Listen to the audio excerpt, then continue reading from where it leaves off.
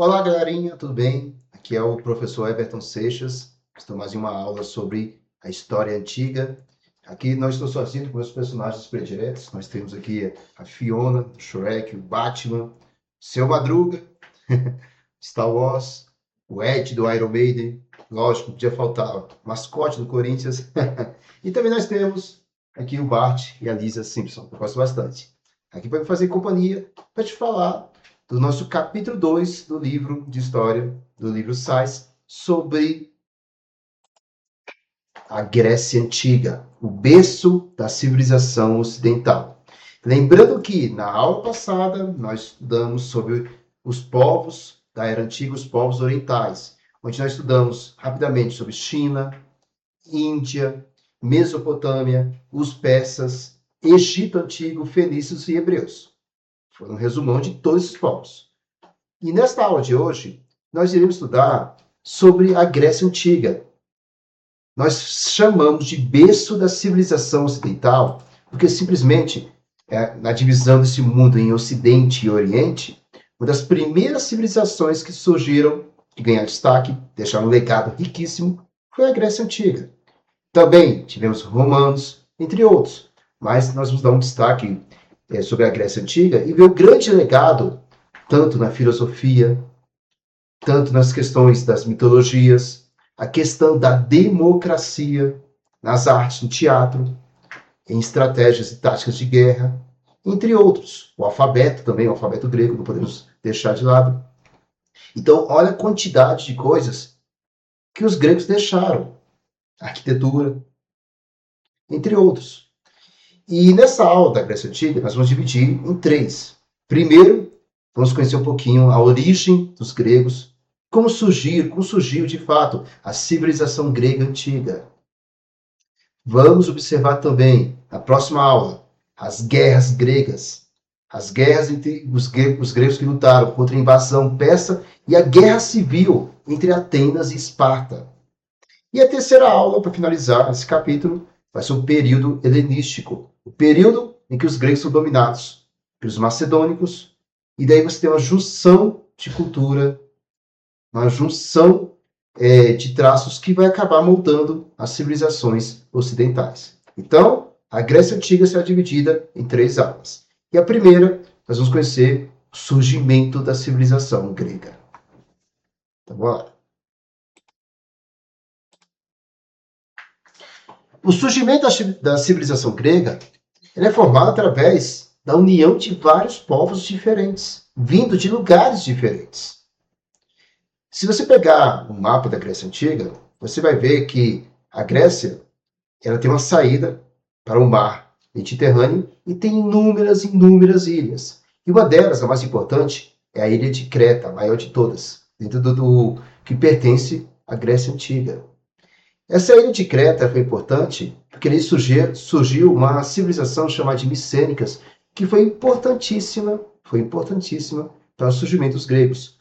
Os micênicos vindo tanto ali da Ásia Menor e do Oriente Médio e também da Europa, se misturando ali, vão chegar na Grécia. Mas primeiro eles chegam na ilha de Creta, chamada de civilização Micênicas.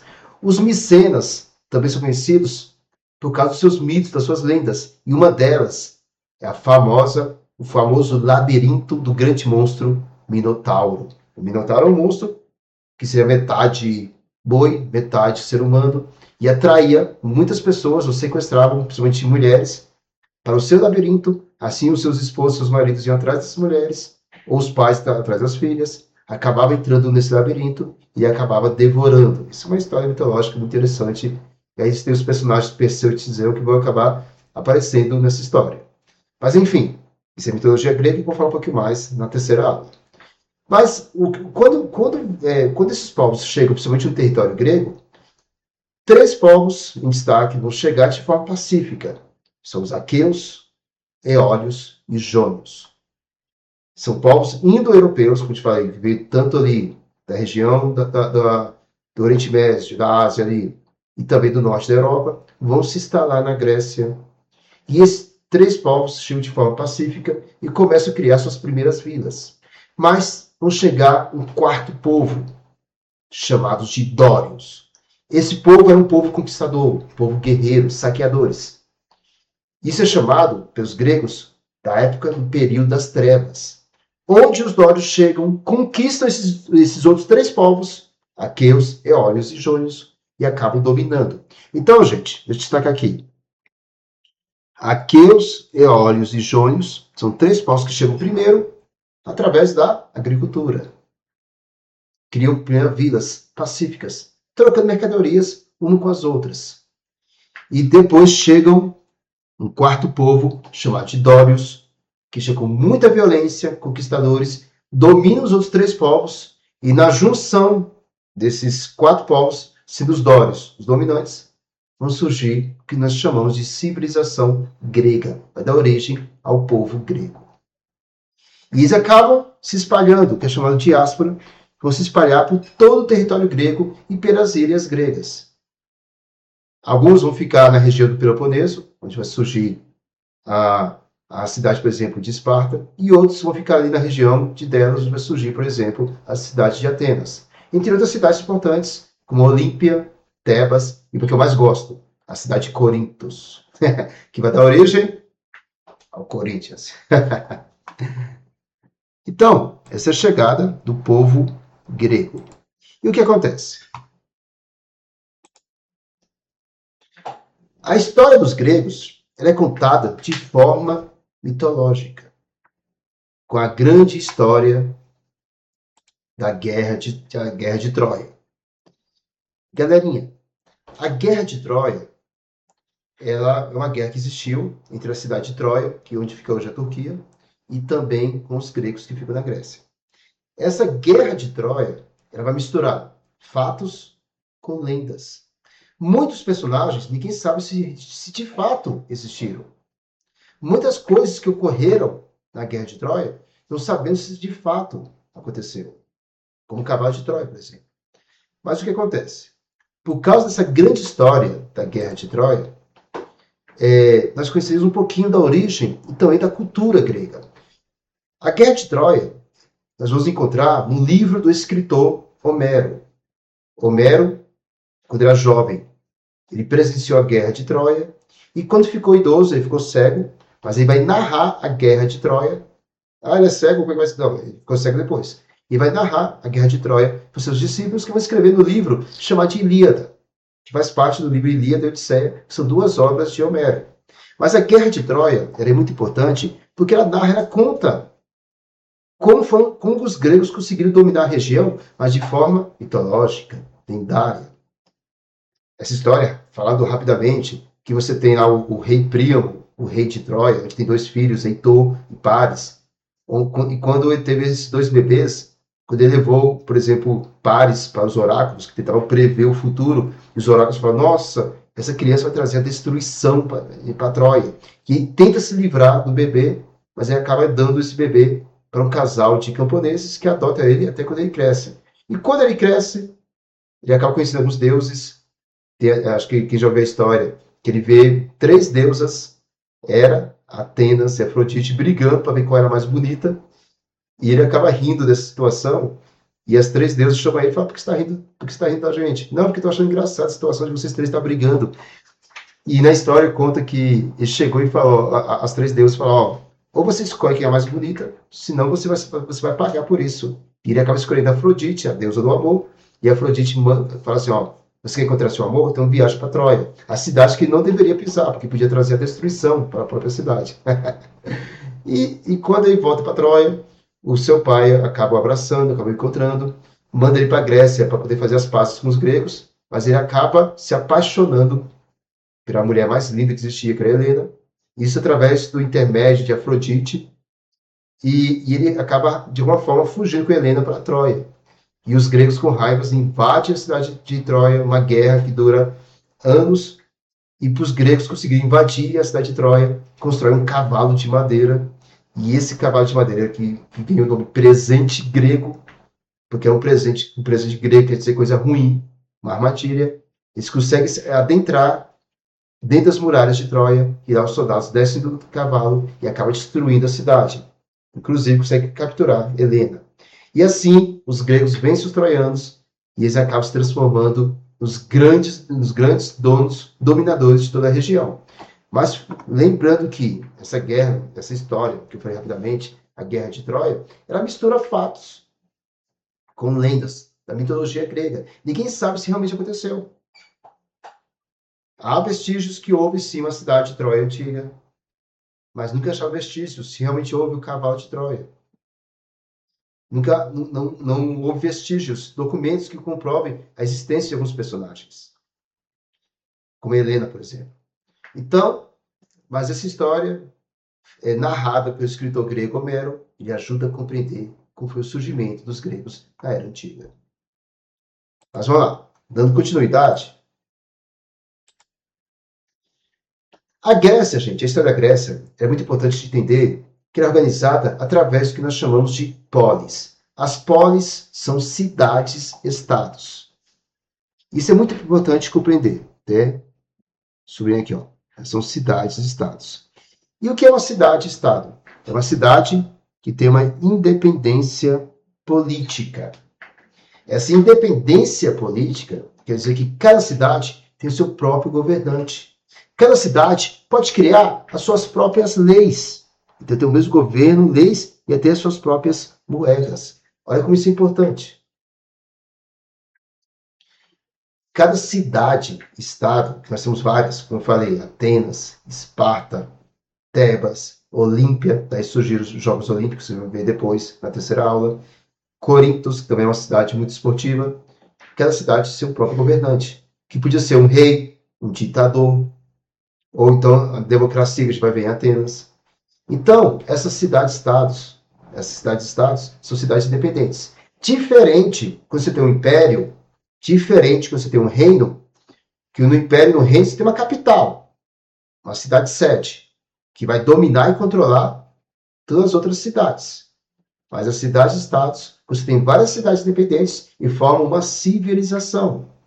Se você pegar a história antiga, nós vamos encontrar, por exemplo, com os fenícios, os gregos, essa formação de cidades-estados. Mas diferente do Egito, diferente da China, da Roma antiga, que você tem uma capital, como a cidade de Roma, que controlou todo o grande, gigantesco império. Então, isso seria uma cidade-estado. Entenderam? Nós temos também, em cada cidade-estado, deixa eu pagar aqui, você tem uma acrópole. E o que seria essa acrópole? A acrópole é uma cidade fortificada. Tem destaque aqui, ó. É uma cidade fortificada. Essa cidade fortificada, na verdade, é o centro da cidade, onde fica o palácio do governante, onde fica o templo religioso, ou os prédios de suma importância para aquela civilização. Então, em cada cidade-estado, você tem uma acrópole, que é um centro fortificado com grandes muralhas. E você tem também o ágora. O ágora são praças públicas. São praças importantíssimas, principalmente para a civilização grega, para que a população possa se reunir e dizer quais serão as leis e qual será o destino daquela cidade. Então, algo muito comum das cidades gregas é a existência da acrópole e do ágora. A acrópole é o centro fortificado, protegido, onde ficam as principais construções, os principais prédios daquela cidade. E o ágora é uma praça pública onde a população se reúne para debater o futuro da cidade. Outra coisa importante, principalmente se for pegar a questão de Atenas, a existência desses dois personagens, o Drácon e o Sol. O Drácon vai dar origem ao que nós chamamos de leis draconianas. As leis draconianas eram leis extremamente rígidas. Essas leis foram feitas para simplesmente controlar a população, controlar a cidade, principalmente a questão de cobranças de impostos e a questão das terras. Uma coisa que era muito comum em Atenas, por exemplo, nas cidades gregas e na cidade de Atenas, se você é uma pessoa que devia a alguém, ela poderia tomar a sua terra. Isso foi feito através das leis draconianas, que eram leis bastante rígidas.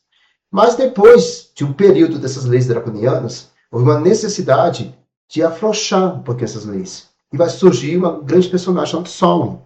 Solon vai ser importante, porque vai mudar um pouquinho dessas leis. Vai manter leis para poder ainda organizar e controlar algumas situações, principalmente situações conflitantes, entre classes conflitantes, mas também dá um afrouxamento nessas leis. Porque diziam que as leis draconianas, por serem muito rígidas, acabavam que sufocando a população. E Solon traz leis mais moderadas, que vai ajudar futuramente a abrir espaço o que seria a democracia em Atenas. Ele não será o criador, mas ele vai trazer a população a ter acesso a participar através dessas discussões em praça pública para a população ajudar a criar leis de suma importância para o convívio da cidade. Na cidade, no caso, de Atenas.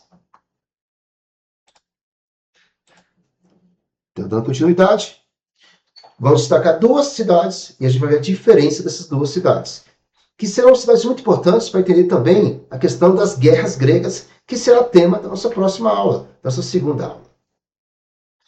E uma delas é a cidade de Atenas, famosa por seu berço da democracia. Atenas, gente, assim como eu mostrei no slide anterior, ela tinha uma acrópole, que hoje é a acrópole mais famosa do mundo, que você tem as ruínas desse palácio, que é o Pátero. O Pátero que fica em Atenas. Hoje é o centro turístico da cidade de Atenas, e Atenas hoje é capital da Grécia. E o que acontece? A democracia surge depois das leis, que dá um afrouxamento para a sociedade, que é as leis de Solon. A democracia surge para simplesmente ajudar a população a escolher representantes que vai ajudar a governar a cidade de Atenas. Essa democracia ateniense, é muito importante destacar que uma democracia, gente, que não é bem que dá acesso a toda a população, porque a democracia das grandes nações que nós temos hoje do mundo, ela dá acesso para que a população possa escolher os seus representantes. Homens e mulheres com uma determinada idade, e até uma certa idade. Muitos países de forma obrigatória, outras não, chamado de sufrágio universal, voto obrigatório ou não. Eles escolhem seus representantes para aquela cidade, para aquele estado, província ou para o seu país. Presidente, governador, prefeito, e também ajudam a escolher representantes, no caso, deputados, que representam classes, pode ser classes econômicas, classes profissionais, ou senadores, que são representantes de estados e províncias, que vai proteger os interesses daquele estado e daquela província. Então, nós temos uma democracia de representatividade, onde nós ajudamos a escolher pessoas que vão representar classes, estados. Vai nos representar. Mas no caso de Atenas, essa democracia tem algo muito importante de destacar. O que seria? A participação. Nem todos podiam participar dessa democracia. E quem pode participar? Somente homens que nasceram na cidade de Atenas. Olha só. Homens que nasceram na cidade de Atenas. Eles deram o nome de eupátridas. Os eupátridas são os verdadeiros cidadãos. São os verdadeiros cidadãos, são os homens que nasceram na cidade de Atenas. Então, eles podiam participar e escolher os seus representantes. Metecos, que são estrangeiros, principalmente comerciantes, escravos e até mulheres, esses grupos eram excluídos da democracia de Atenas. Mas, professor, que democracia excludente é essa? Concordo. Mas foram as primeiras experiências democráticas que nós encontramos registradas. Foram as primeiras experiências democráticas que nós encontramos registradas. Dizem que estão encontrando outras, com tribos nativos da América do Norte. Isso aqui já encontraram algo mais democrático anterior aos gregos. Mas, assim, que nós temos assim estruturado em documentos, nós temos na Grécia Antiga. E essa democracia, como eu falei, é bem excludente. Só dá acesso aos homens através da eclésia, que é uma grande assembleia popular, onde eles vão escolher representantes que vai ajudar a formar o governo, ou o representante do governo máximo de Atenas. Então, Atenas vai ter vários tipos de sistemas políticos, como monarquia, ditadura, e até chegar ao sistema democrático. E essa democracia chegou até a ser derrubada em época de guerra. Voltou a monarquia, um rei que controlava toda a cidade. Mas foram as primeiras experiências democráticas que hoje ela é de suma importância, serviu de legado para as grandes nações que nós temos no mundo hoje. A maioria dos grandes países segue um modelo democrático, de democracia de representatividade, onde eles vão escolher os seus representantes e vai ajudar na criação de leis e governar aquela nação. Então, deixa eu apagar aqui. E vamos para o próximo slide, para conhecer uma cidade que tinha um caminho totalmente inverso de Atenas. Estamos falando dos espartanos. Olha aqui, ó, a cidade de Esparta, que é totalmente diferente do que acontecia em Atenas. Por que eu estou falando isso? Começar pelo sistema político. Em Esparta, você não tem uma democracia. Você tem uma oligarquia. Oligarquia, gente, quer dizer o quê? Um governo de militares. Então, a oligarquia é um governo de militares. No caso de Esparta, nós não temos pessoas que são escolhidas pelo voto para representar grupos ou classes. Nós temos os militares, somente os militares que governam. Mas por que? Por que esses militares? Por quê? Tudo começa pelo seu processo educacional. Gente, Esparta, eles tinham uma obsessão pela guerra, pela proteção da cidade. Os espartanos, eles têm como descendentes os dórios, quer dizer, antecedentes, o povo dório. O povo dório foi o que chegou e conquistou os jônios, eólios e aqueus e acabou criando toda a civilização grega. Os dóricos são povos conquistadores, povos guerreiros. Mas no caso dos espartanos, eles eram somente povos guerreiros e eles queriam proteger a sua cidade. Dizem que esse treinamento militar começava desde o nascimento.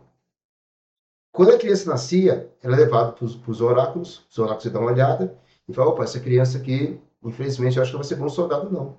E alguns pais descartavam, matavam as crianças, os bebês. Lógico, isso era raríssimo, mas podia acontecer isso. Se o oráculo falasse assim, olha que eu vi uma perna menor que a outra, eu acho que não vai conseguir andar e carregar um escudo, não. E simplesmente matava a criança. Olha que crueldade. Não deixava nem a criança sobreviver.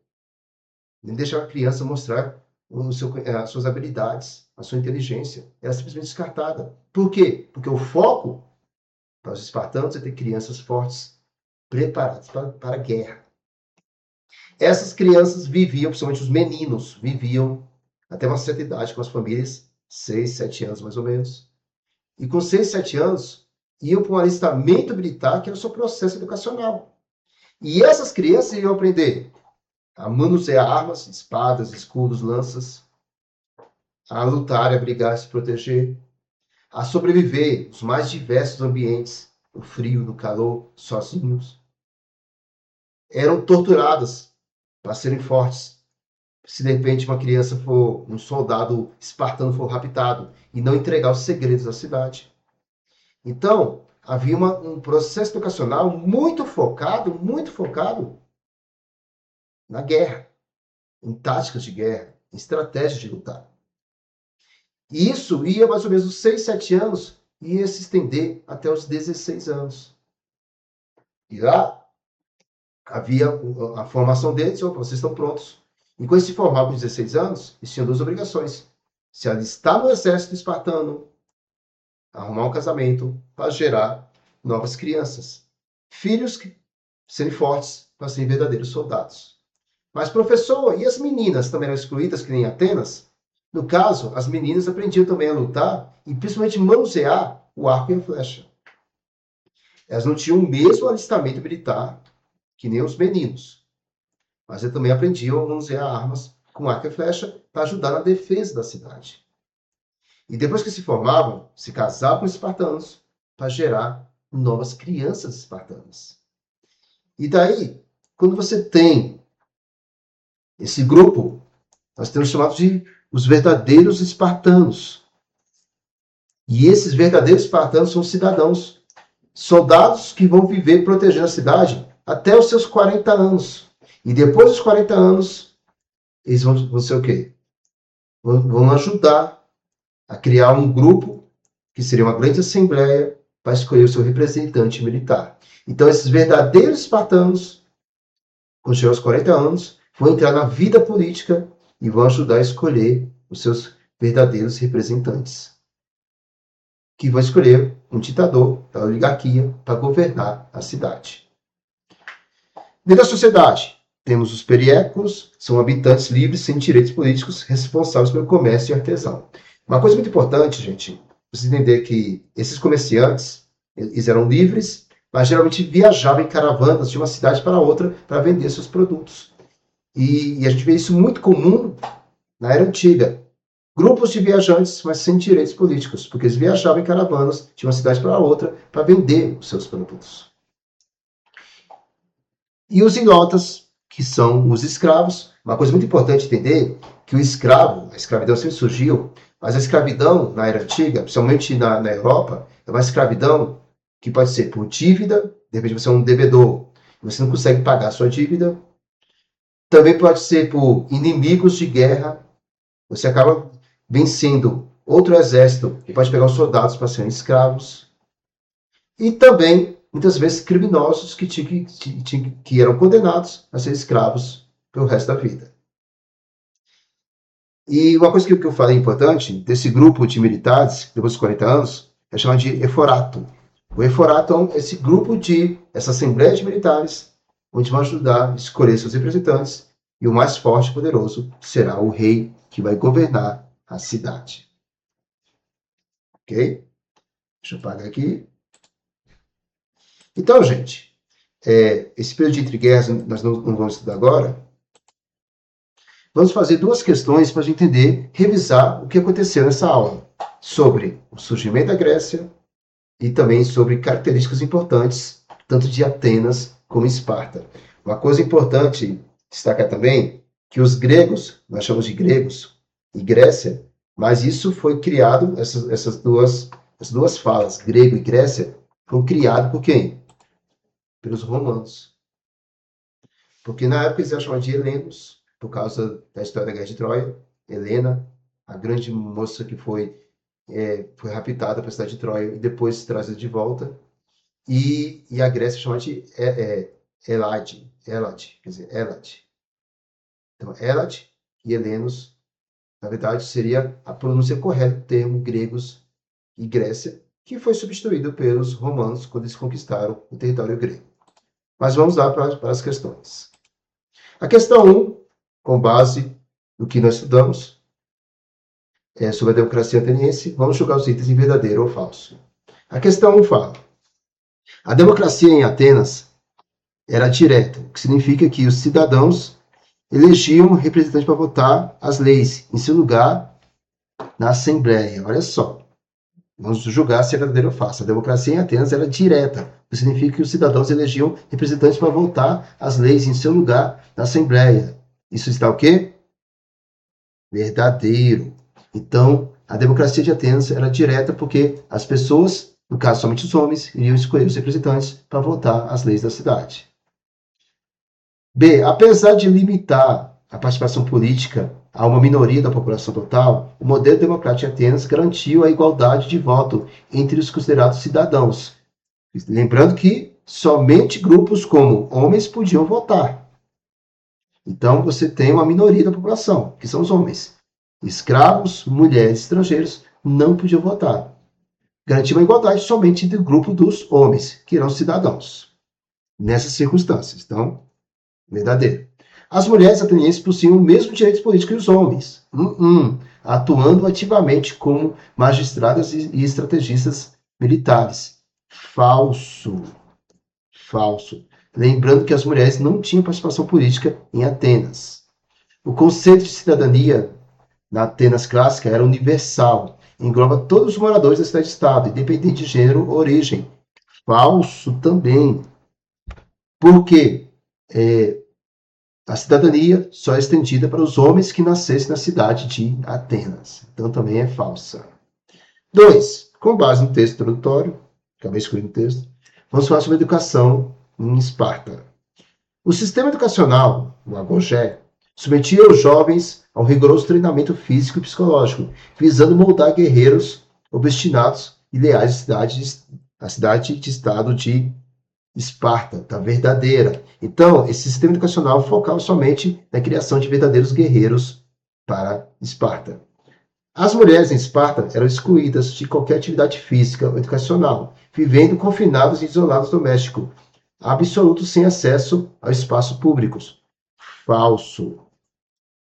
As mulheres, elas podiam aprender, no caso, o manuseio de arco e flecha, aprendiam um pouquinho sobre luta. E não eram excluídas da vida pública. Elas não podiam participar da vida política, mas tinham acesso à vida pública. A educação espartana era a responsabilidade estritamente familiar, no qual os pais escolhiam livremente os tutores e as disciplinas filosóficas dos seus filhos. Errado. Opa, deixa eu voltar aqui. Então tá falso. Por quê? Não era estritamente familiar. As crianças com 6, 7 anos já eram alistadas, levadas para alojamentos, onde iam aprender a lutar e também aprender sobre a vida espartana. O principal objetivo do Agogé, que é a educação espartana, era formar cidadãos aptos para o debate político democrático, priorizando as artes, a retórica e a diplomacia. Também está falso. Isso era mais a educação ateniense, não a educação espartana. Então, gente, aqui nós temos o gabarito. Então, essa aqui é a primeira aula, a primeira parte sobre a Grécia Antiga. Nas próximas, nós iremos estudar as guerras gregas, que vai levar à destruição da civilização grega, e uma terceira aula para falar sobre a cultura grega. Espero que tenha gostado e até a próxima aula. Obrigado, gente. Valeu. Tchau, tchau.